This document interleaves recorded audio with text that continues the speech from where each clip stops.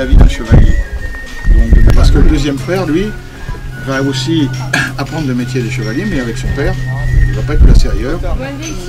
Et lui, eh bien, va être quelqu'un qui est le père, le fils aîné, qui est le fils aîné chez vous. Le fils aîné, donc quand tu auras l'état, pour que tu sois le deuxième, eh ben, toi, tu n'auras pas de père. C'est le quatrième. La force du poignet. Pardon. C'est le quatrième. Alors là, c'est simple. À partir du troisième, moine. Donc 7 ans, et 7 à 17, on y va. Et on commence par apprendre à soigner les animaux. Hein, donc s'occuper des chevaux. Ça veut dire ramasser le crottin, ramasser tout ce que vous voulez. Et puis on apprend à se battre avec des bâtons, d'abord. On passe une bonne partie de la journée à apprendre à se battre. Le reste du temps, ça va être justement pour nettoyer. Après, très souvent, dans les grandes demeures, dans les grandes maisons, on allait aussi servir à table. Et puis, au fur et à mesure que les années passent, et bien vers l'âge de 10 ans, hein, comme le jeune écuyer ici, on commence à prendre une petite épée. Parce que le bâton, on sait très bien manier, et même beaucoup mieux que pas mal d'autres. Et puis, donc on a une petite épée, et on commence à se battre, mais à se battre vraiment. Hein. Et là, l'entraînement, c'est pareil, dure très longtemps. Sauf qu'on commence aussi à monter à cheval, vraiment. Et puis à s'occuper du faucon. Hein, parce qu'on oublie souvent, mais le jeune seigneur avait été doté à son adoubement de 3 chevaux. Hein, il avait un destrier, c'est un cheval entier, un cheval qui est puissant, très puissant même souvent, mais aussi entier, donc avec un caractère de cochon. Voilà, encore que les cochons ont aussi mauvais caractère que ça. Mais bon. Après, il a un deuxième cheval qu'on appelle le palefroid. Ça, c'est le cheval de promenade. Hein, les dames ont souvent des palefroids, parce qu'elles ne montaient pas toutes en Amazon. Hein. Un peu plus tard, au 14e, ça va être la même chose. S'il n'y a pas l'écuyer pour vous aider, ben, vous êtes mal. Alors c'est vrai qu'on peut y arriver, mais c'est vraiment compliqué et long. Et en général, quand vous la mettez, c'est que c'est pressé, quoi. Parce qu'il va y avoir un combat, quand même, quelque part. Voilà. Donc l'écuyer est un personnage indispensable à vos chevaliers. Et c'est vraiment son pendant. Et pourquoi il fait tout ça? Pourquoi il est tout ça? Parce qu'il va devenir chevalier à son tour. Dès qu'il a 17 ans, on va l'adouber. Alors l'adouber, ça veut dire que on va le faire participer à une cérémonie d'adoubement. Il va passer une nuit en prière, en principe. Voilà. Le soir, il est vêtu d'une chemise blanche, c'est un cérémonial du XIIIe siècle. Et il va passer la nuit en prière. Le matin, il va être baigné, parce qu'il faut être propre, on se voit, bien sûr. En fait, les gens au XIIIe siècle étaient propres. Hein. Les paysans se baignaient dans la rivière et les seigneurs dans un cuvier. Voilà, hein. Une grande cuve. Alors quelquefois on se baignait à plusieurs, notamment avec sa dame ou avec des amis. Enfin voilà, c'était un moment, un cérémonial. C'est comme ça. La pudeur se situait dans les sentiments, pas dans le corps. Hein. Par contre, on était très pudique de ses sentiments. Et puis, nos braves chevaliers donc, vont au combat. Quand on va au combat, on a notre lance. Et donc, quand on vous dit il y a 500 chevaliers, ça veut dire que vous pouvez multiplier par 10. Parce qu'en fait, il y a 500 chevaliers, mais à chacun a ses 10 hommes derrière lui. Donc, ça commence à faire du monde. Quoi, voilà. Après, il ne faut pas se fier aux chansons de gestes où on vous balance 300 000 personnes, machin. Non, c'est pas vrai, c'est n'importe quoi. La croisade dite des Albigeois, c'est une des plus grandes armées. Il y avait 1000 personnes. Tandis qu'avec les ergots, l'ours, il pousse, bon il pousse, mais bon il m'attrape pas. Et ça peut laisser à mes copains le temps d'arriver et l'achever pour l'ours. Après on a les armes de choc.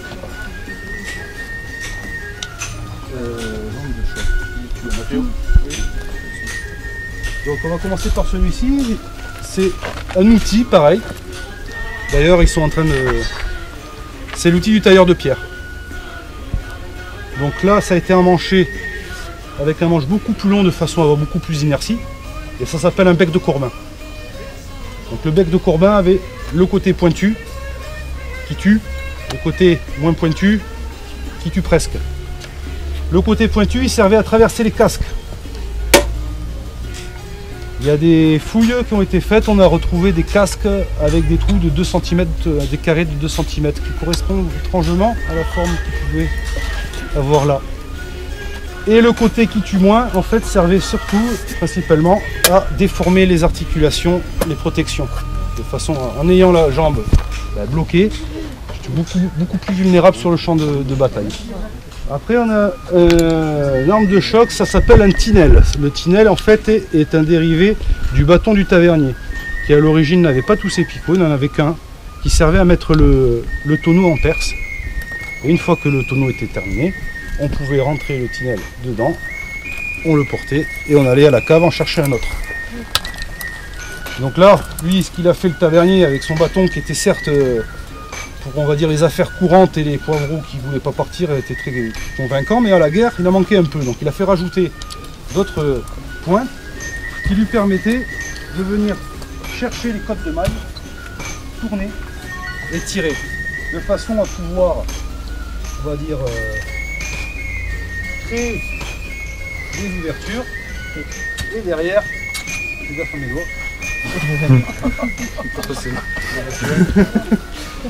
Et derrière, on avait donc accès un peu à la chair. Donc le fléau d'arme, le voilà. Donc un manche beaucoup plus court, à 2, à 3, à 1, 2 ou 3 boules, c'est comme les gars sont choisis.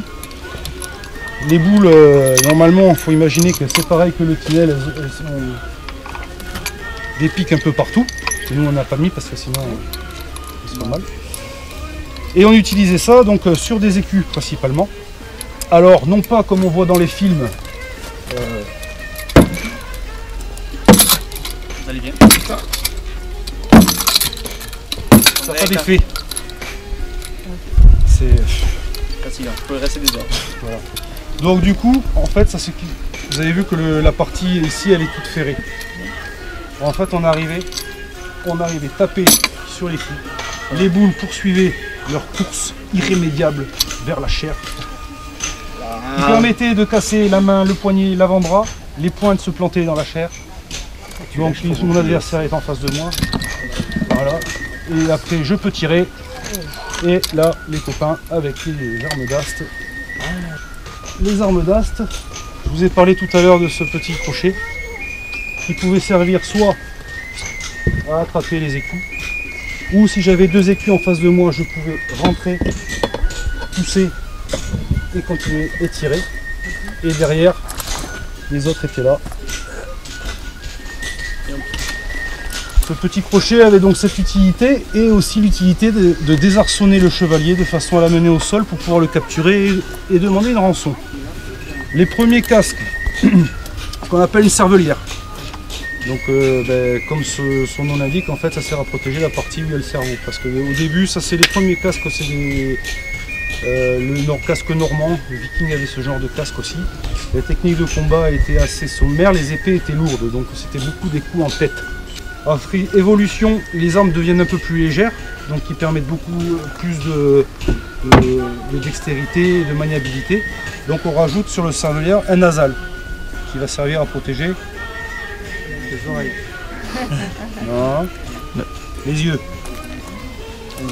Les yeux, parce que du coup les coups vont arriver par en haut, mais peuvent aussi bien arriver de côté.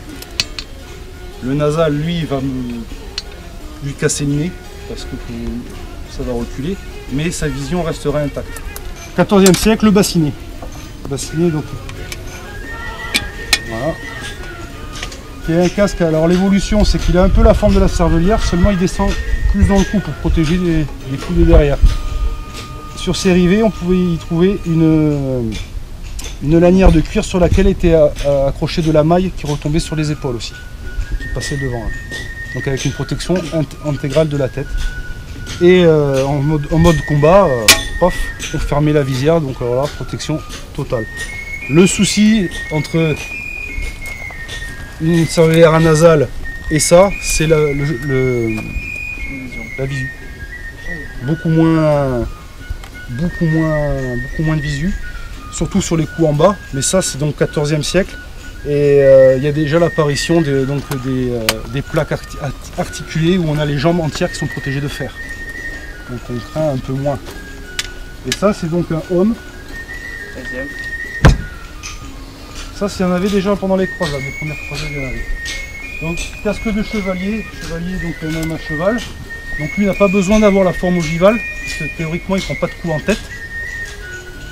D'ailleurs, c'était de forme ogivale, je vous dis, des étages, pour éviter ce genre de coup, c'est-à-dire que si un coup arrive en tête, ça ne va pas passer, ça va juste l'assommer. Et c'est gênant.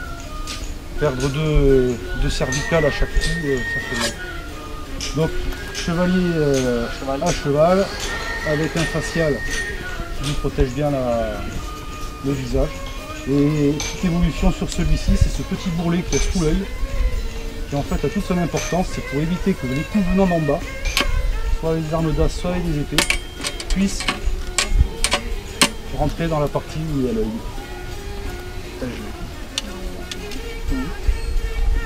Et voilà, on a fait le tour de toutes les armes et protections que nous avions à vous montrer.